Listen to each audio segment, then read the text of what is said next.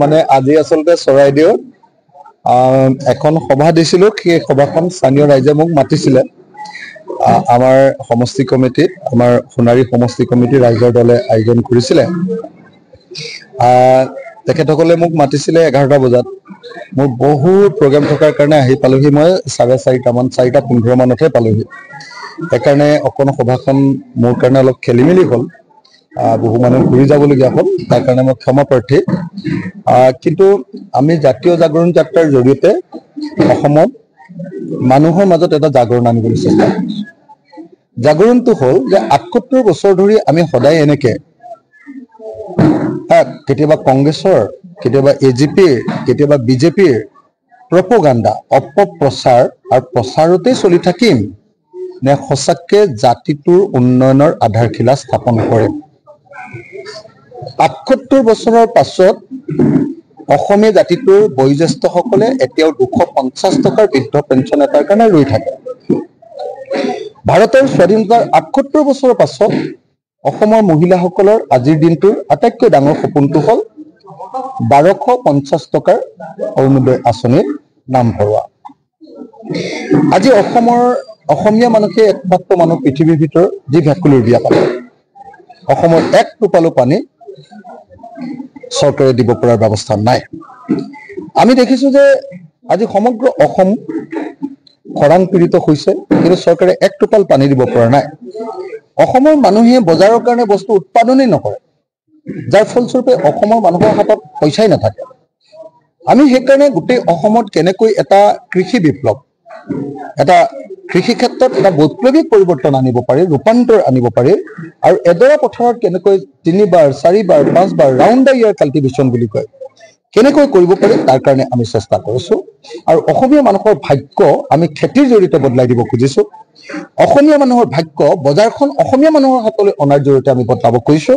আৰু অসমীয়া মানুহৰ ভাগ্য আমি অসমৰ প্ৰতিখন গাঁও, প্ৰতিখন নগৰ, প্ৰতিটো লাইনত, চাহ বাগানৰ লাইনত সৰু সৰু ক্ষুদ্ৰ ক্ষুদ্ৰ উদ্যোগ প্ৰতিষ্ঠাৰ জৰিয়তে সংস্থাপন দি আমি অসমীয়া মানুহৰ ভাগ্য বদলাই দিব খুজিছো। ইয়াৰ বিপৰীতে বিজেপিয়ে কেৱল হিন্দু মুছলমানৰ শ্লোগান দি, কেৱল সাম্প্ৰদায়িক ৰাজনীতি কৰি, উত্তেজনাৰ সৃষ্টি কৰি তেওঁলোকে ভোট ল'ব খোজে। কংগ্ৰেছৰ ক্ষেত্ৰতো আমি কোনো ধৰণৰ নিৰ্দিষ্ট বোলে এই কামটো কৰিম, অসমৰ বা ভাৰতবৰ্ষৰ অৰ্থনৈতিক অৱস্থা এনেকৈ বদলাই অসমৰ বা ভাৰতৰ মানুহৰ কাৰণে কাম কৰিম, কংগ্ৰেছৰ ক্ষেত্ৰতো আমি কোনো সুপৰিকল্পিত আঁচনি দেখা নাই। বিজেপিটো নাই। বিজেপিটো অকল হ'ল উগ্ৰ ৰাষ্ট্ৰীয়তাবাদ আৰু উগ্ৰ হিন্দুত্ববাদ বা সাম্প্ৰদায়িকতাবাদ, এই দুটাৰ বাহিৰে তেওঁলোকৰ একো নাই। তো গতিকে এনেকুৱা পৰিস্থিতিত মই ভাবো যে অসমীয়া জাতিটোক আগবঢ়াই লৈ যাবৰ কাৰণে আমি জাতীয় জাগৰণ যাত্ৰাৰ জৰিয়তে অসমৰ মানুহক এটা প্ৰফেশ্যনেল জাতিৰূপে গঢ়ি তুলিবৰ কাৰণে সজাগ কৰিব খুজিছো, সচেতন কৰিব খুজিছো। আৰু অসমীয়া মানুহক সদায় বিদেশীৰ নামত যিধৰণে অকল উত্তেজিত কৰিছে, কিন্তু সমস্যাটোৰ সমাধান কৰা, সেই সমস্যাটোৰ স্থায়ী সমাধান কৰিবৰ কাৰণে আমি 5 বছৰৰ ভিতৰত NRC-খন সম্পূৰ্ণ কমপ্লিট কৰি যিবিলাক বিদেশী তেওঁলোকৰ নাম NRC-ত অন্তৰ্ভুক্ত যিবিলাকৰ নহ'ব তেওঁলোকক আমি চিনাক্তকৰণ কৰি NRC-ত অন্তৰ্ভুক্ত হোৱা মানুহবিলাকক পৰিচয় পত্ৰ প্ৰদান কৰিম। তেওঁলোক অসমীয়া হৈ যাব, তেওঁলোকে অসমত শান্তিৰে বসবাস কৰিব পাৰিব, চব অসমীয়াই। আৰু যিবিলাকে 1971 চনৰ পাছতহে আহিছে, বিদেশী বুলি প্ৰমাণিত হ'ব, তেওঁলোকক আমি এজন এজনকে ধৰি অসমৰ পৰা বাহিৰ কৰি দিম।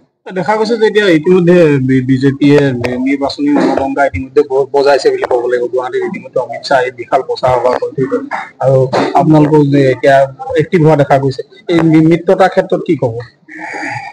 বিজেপিয়ে যিটো ৰণদংকা বজাইছে, এই ৰণদংকাত যদি কোনোবা অসমীয়া মানুহৰ গা উঠলি যায়, তেতিয়াহ'লে আকৌ এবাৰ ঠগ খাব। 2016 চনত তেওঁলোকে বিদেশী খেদাম বুলি কৈ সেই শৰাইঘাটৰ ৰণ কৰিলে, এজনো বিদেশী খেদিব নোৱাৰে।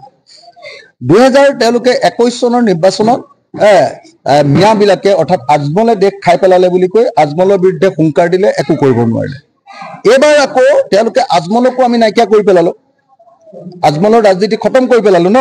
আপোনালোকে জানে ৰাইজৰ দল আৰু কংগ্ৰেছে মিলি আজমলৰ ৰাজনীতি খতম কৰি পেলালো। আজমল যেতিয়া 0 হৈ গ'ল, এতিয়া এইবাৰ মিয়াৰ ঘৰ ভাঙিব, অচিনাকি মানুহৰ ঘৰ ভাঙিব।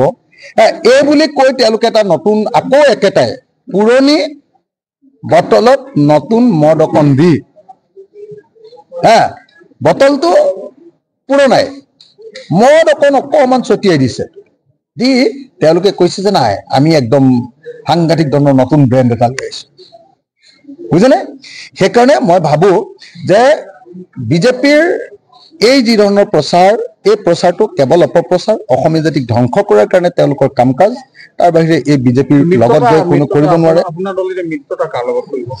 মিত্ৰতা কংগ্ৰেছ আৰু অসমৰ বিৰোধী সকলো ৰাজনৈতিক দলৰ লগত ৰাইজৰ দলে মিত্ৰতা কৰিব মিত্ৰতা কৰিবলৈ আগ্ৰহী কিন্তু কংগ্ৰেছে এতিয়ালৈকে অলপ মিত্ৰতা কৰাৰ কথাটো পোনপটীয়াকৈ কোৱা নাই কাৰসাজিমূলক বক্তব্য কিছুমান প্ৰদান কৰি আছে বেকা বেকি কথা কৈ আছে সেইকাৰণে আমি কৈছো যে এইবোৰ বেকা বেকি কথা আমাক নালাগে চিধা কথা কওক মিত্ৰতা হ'ব নে নহ'ব এক দুই নম্বৰ কোনদিনা মিত্ৰতা হ'ব কংগ্ৰেছে মিত্ৰতা নকৰাকৈ ইলেকশ্যন নেখিলো এনেকুৱা ধৰণৰ বেকা বেকি বক্তব্য নালাগে যে কংগ্ৰেছে সকলো বিৰোধী ৰাজনৈতিক